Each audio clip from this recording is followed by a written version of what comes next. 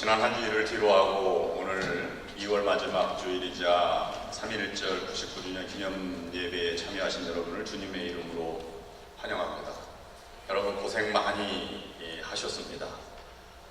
주님의 평화가 여러분에게 함께 하시기를 빕니다. 옆 사람과 인사를 나누실 때 주님의 평화가 함께 하시길 빕니다. 이렇게 인사를 나눠주시면 감사하겠습니다.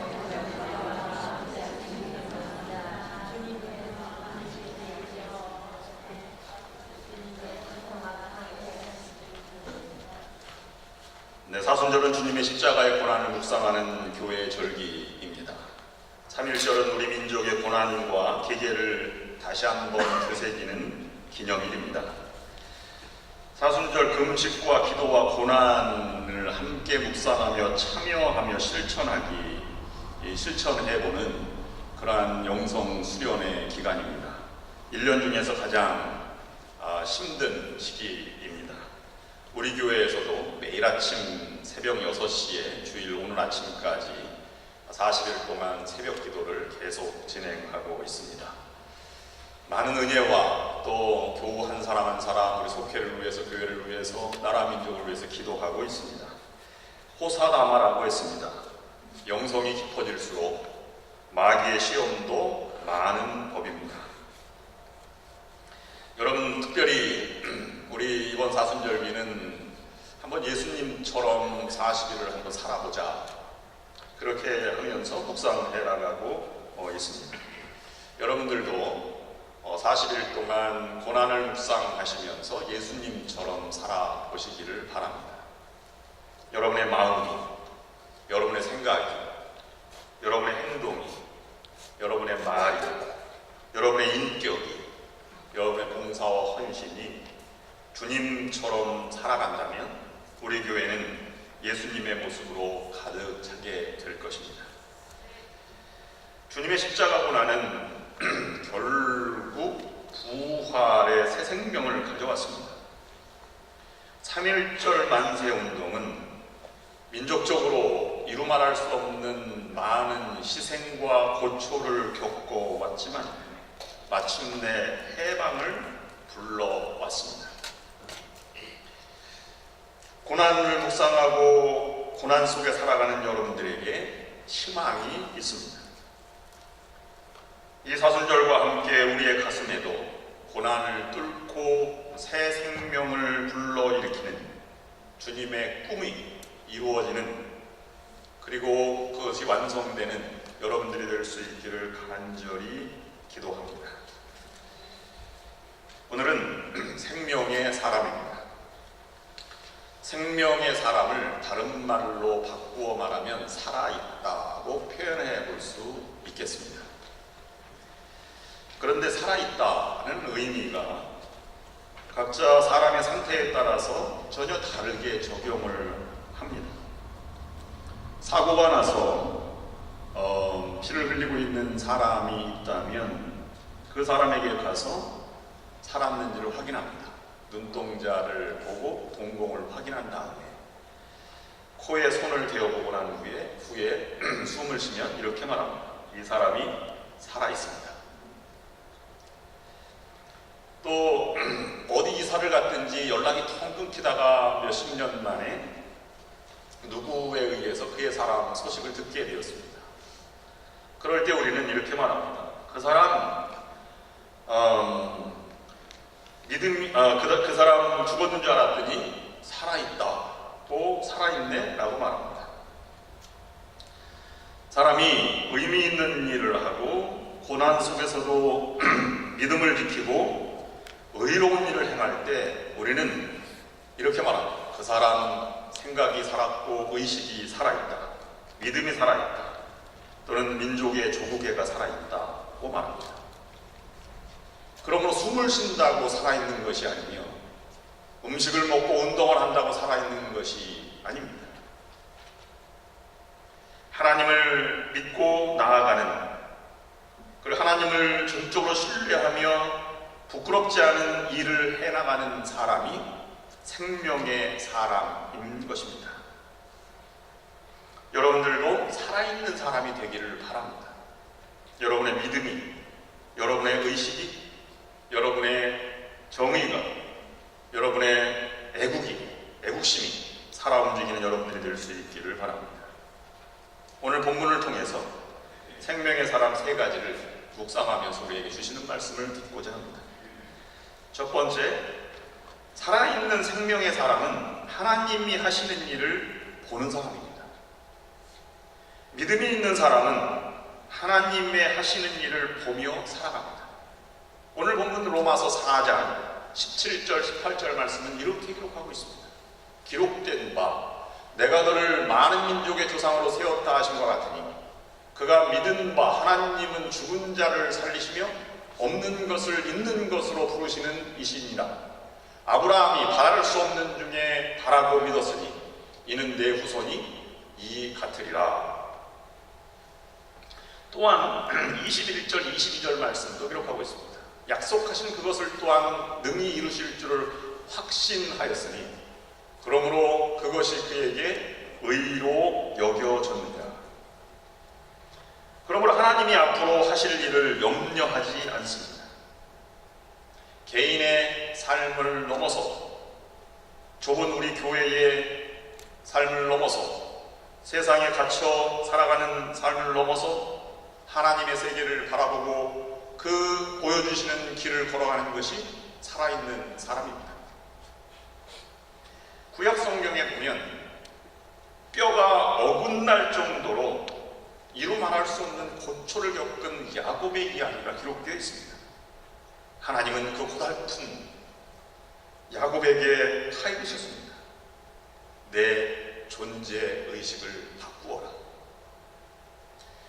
야곱으로 살아갈 것이 아니라 이스라엘로 살도록 하라 하는 것입니다.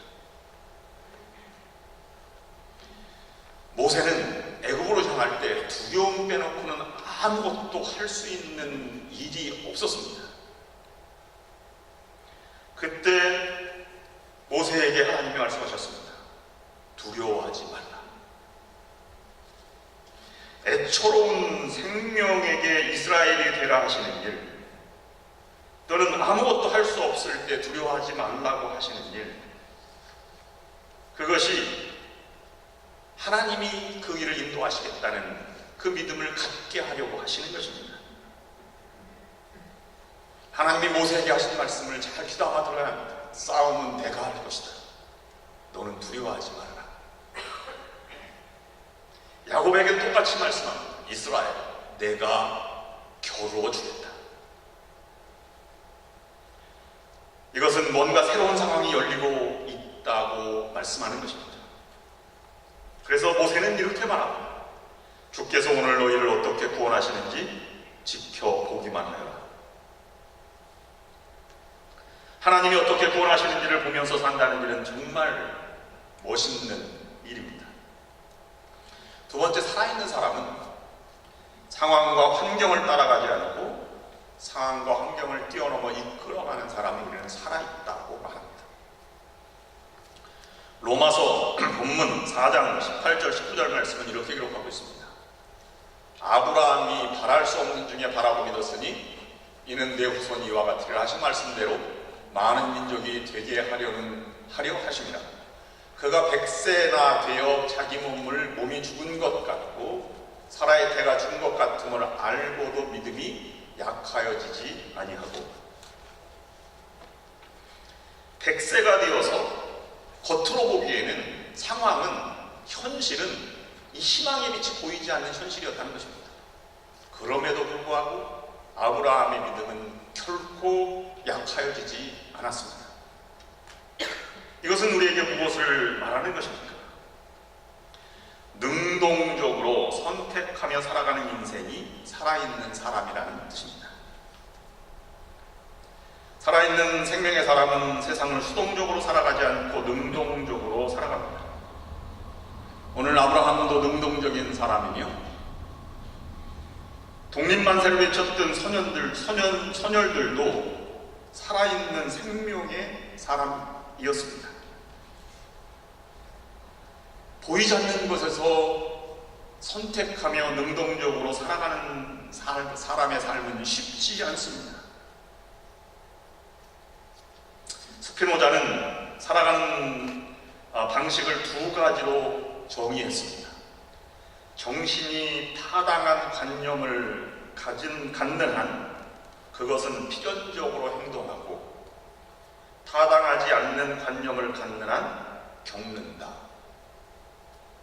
바꾸어 말씀드리면, 정신이 이것이 옳다 하는 생각을 가지고 살아가는 사람은 필연적으로 행동을 옮기고, 이것이 옳은지 아닌지를 개념을 갖고 있지 않는 사람은 겪으며 살아간다는 것입니다. 하나는 필연적으로 행동하는 사람입니다. 사람 자신이 주체가 되어서 능동적으로 선택을 하며 살아가는 것입니다. 다른 하나는 반대로 겪으면서 사는 삶입니다. 하나는 내가 살아가는 것이고, 다른 하나는 계속해서 당하며 살아가는 인생입니다. 나라도 마찬가지입니다. 선택하며 살아가는 사람이 있고 따라가는 사람이 있습니다. 한 사람은 생각하여 선택하며 살아가는 인생인가 하면, 다른 한 사람은 주권을 빼앗기고 노예처럼 살아가는 것으로 수동적으로 끌려다니는 삶을 살아가는 것입니다. 그야말로 겪고 당하는 그런 처지로 살아가는 것입니다. 이것이 옳은지 저것이 옳은지 분명한 생각이 없는 사람이라면 세상의 삶을 받아들이고 따라 겪으며 살아가게 되어 있습니다. 이렇게 수동적으로 따라가는 사람이 겪는 특징들이 있습니다. 좋지 않은 결과물을 생산해낼 수밖에 없습니다.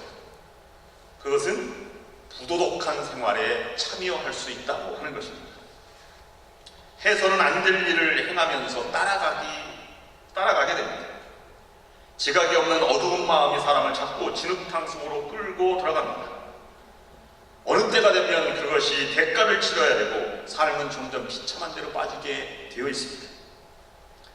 다음으로 따라가는 사람은 하나님 대형품을 찾는 일에 몰두합니다. 하나님은 그렇게 가까이 있는 것 같지 않은데 자신의 내적 필요성 때문에 하나님 없이는 살아갈 수 없고, 그러니 자신들의 입맛에 맞춰서 편리한 하나님을 만들어내며 살아갑니다. 이른바 금송아지를 중심으로 삼는 제반 종교들이 그런 성격을 가지고 있습니다.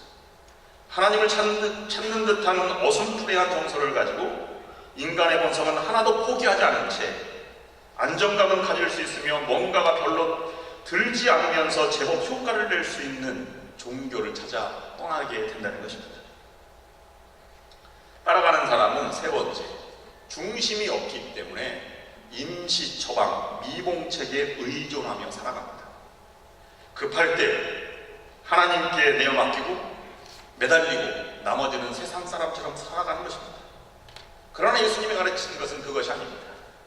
너희는 먼저 그의 나라와 의의를 구하라. 진정한 삶의 도리를 향해서 나아가라고 우리를 부르신 것입니다. 예수님은 기독교의 창시자가 아닙니다. 그분은 우리의 주인이시요 세상 만물의 주관자이십니다. 그가 일구시는 밭에 우리는 농부 대신 하나님께 내어 맡기고 의사인 예수님께 처방과 치료를 받으며 살아가는 것이 마땅한 삶의 모습입니다. 그러므로 하나님의 부름을 듣고 믿음으로 보이지 않는 길을 능동적으로 살아가는 생명의 사람은 하나님과 같이 창조하며 나아가는 사람입니다. 믿음이 없는 사람은 하나님의 부름을 알지 못하니 그 길을 갈 수 없어 세상을 따라 살면서 수동적으로 문제에 뒤치다거릴만 하는 사람입니다. 그러나 믿음의 사람은 삶에 지금도 맡기지만 마지막 순간도 맡길 수 있는 사람입니다. 이것을 부활신앙이라고 말합니다. 성탄은 하나님이 찾아오시는 일을 묵상하는 것이지만, 부활신앙은 그리고 사순절은 인생이 하나님께로 달려간다는 의미를 묵상하는 것입니다. 열왕기상 17장에 보면 죽음을 준비했던 여인이 엘리야를 만나서 변화된 이야기를 기록하고 있습니다. 근데 엘리야가 여인에게 말합니다. 두려워하지 마십시오. 죽음을 준비할 것이 아니라 생명을 위해서 마지막 남은 곡식으로 밥을 지으십시오. 여인은 내려가서 밥을 짓기 시작했습니다. 그렇게 해보니까 비어있던 항아리에서 계속 쌀이 나오고 비어있던 기름병에서 계속 기름이 나왔습니다. 사람은 상황을 만들어 가는 존재로 변화되는 것입니다. 도저히 길이 없어서 절망하고 포기하는 사람에게는 창조라고 하는 개념이 존재하지 않습니다. 그러나 지금 부족하지만, 고난이지만 내가 할 수 있는 최선의 노력을 해서 만나를 찾아 헤매는 자에게 하나님은 만나를 주시고 피할 길을 주시는 분이 하나님이시라고 하는 것입니다. 여러분, 두려워하지 마십시오. 절망과 죽음을 준비할 것이 아니라 오늘 살아갈 밥을 지으십시오. 믿음은 새로운 상황을 만들어가는 신성한 창조 행위에 참여하는 것입니다. 그래서 오늘 본문에서는 없는 것 속에 있는 것을 보게 하고 죽은 것 안에서 살아있음을 확인하면서 살아간 사람이 아브라함이라고 가르치고 있는 것입니다. 마지막 세 번째, 생명의 사람은 고난을 걸림돌로 삼는 것이 아니라 디딤돌로 삼는 사람입니다. 오늘 본문의 마지막 절 4장 25절 말씀은 이렇게 기록하고 있습니다. 예수는 우리가 범죄한 것 때문에 내어줌이 되고 또한 우리를 의롭다 하시기 위해서 살아가셨느니라. 예수 그리스도를 통하여 고난에 참여하게 되고 또 의로움의 생명의 사람이 되어가기도 하는 것입니다. 참여하고 의로운 생명의 사람이 되는 것입니다. 베드로전서 2장 4절 5절 말씀에서 이것을 이렇게 묵상하고 있습니다. 사람에게는 버림바가 되었으나 하나님께는 택하심을 입은 보배로운 산 돌이신 예수께 나아가 너희도 산 돌같이 신령한 집으로 세워지고 부정만 있는 곳에서 긍정을 움켜내는 자세가 살아있는 생명의 사람입니다. 두려워서 죽음을 준비하는 것이 아니라 부정을 꿰뚫고 저쪽에 하나님이 준비하시는 긍정을 움켜 잡아내는 일입니다. 육에 속한 사람은 자기에게 갇혀서 발을 떼지 못합니다.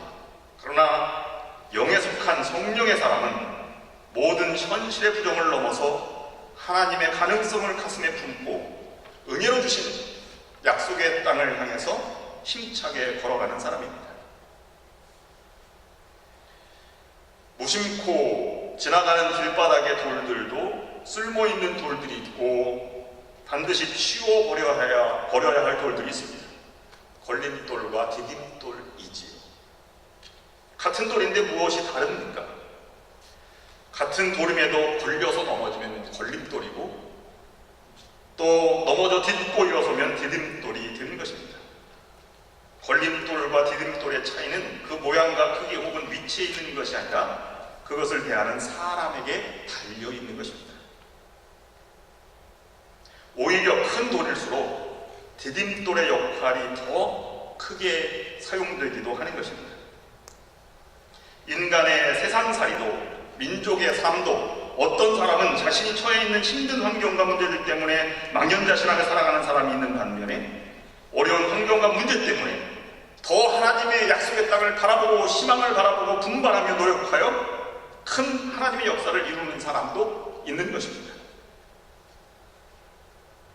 그리스도인은 다른 차원의 삶을 살아가는 사람입니다. 세상 사람이 보면 이해하지 못하는 삶을 살아가는 사람일 수도 있습니다. 가족이 하나님을 위해서 순교를 당했는데도 하나님을 부여잡고 살아가는 사람을 세상 사람이 이해하기는 어렵습니다. 하나님 나라에 들어간다는 말도 하나님이 뒷받침해 주시는 삶을 지금 여기서 살아간다는 뜻입니다. 지금 여기서 하나님의 통치를 받아들이는 일은 가만히 앉아서 되는 일이 아닙니다. 환난과 인내를 극복하고 그것을 통해서 품격을 다지으며 희망을 부여잡는 것입니다. 사람은 역경을 통해서 자신의 객관적인 삶의 태도가 검증되어 나갑니다. 학생은 평상시에 잘 자기가 어떤 위치인지 모르는데 시험지를 받아보면 야, 내가 모르는 게 너무 많구나, 내 실력이 이 정도구나 하는 것을 깨닫게 됩니다.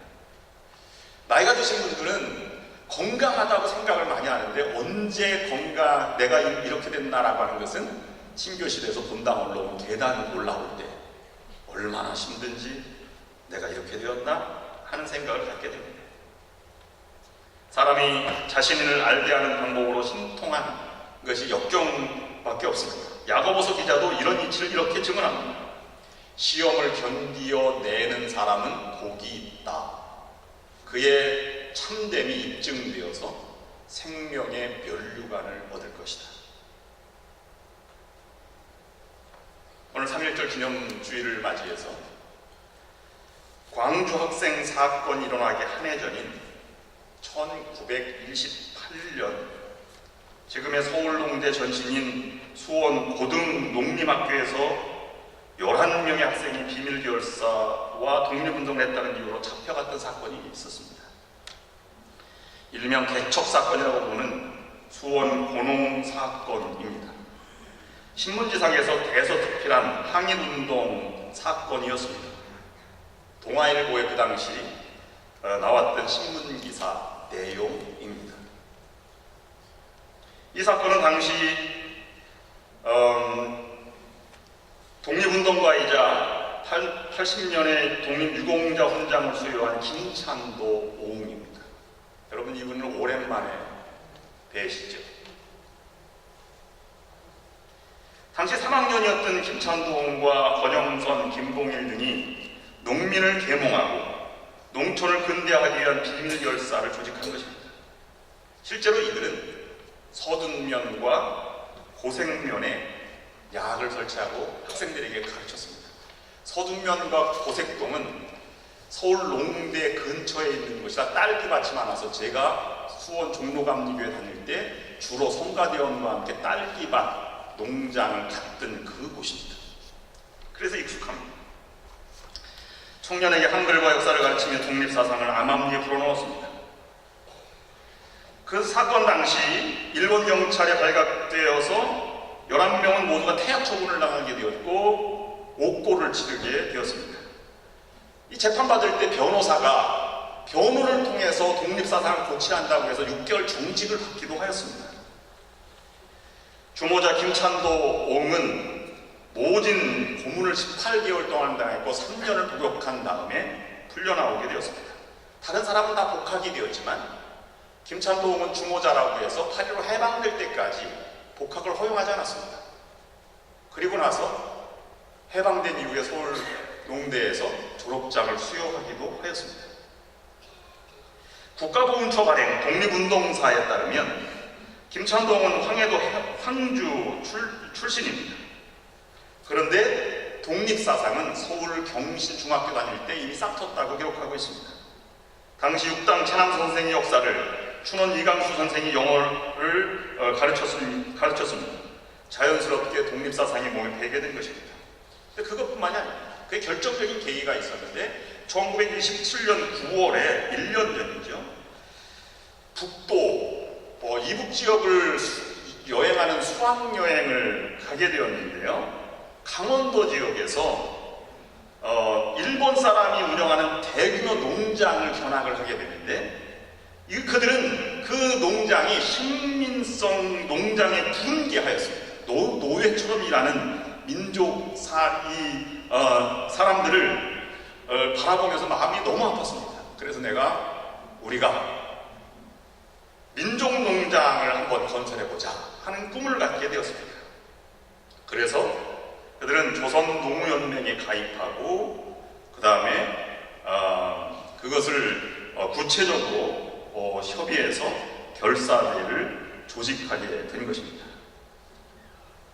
김찬동은 대내적 총책으로 활동을 하였고요. 그 다음에 50년 이후에 이곳에 이주하셔서 우리 교회 상황영학감님께서 출석하면서 1994년 9월 2일에 87세로 하나님의 부르심을 받게 되었습니다.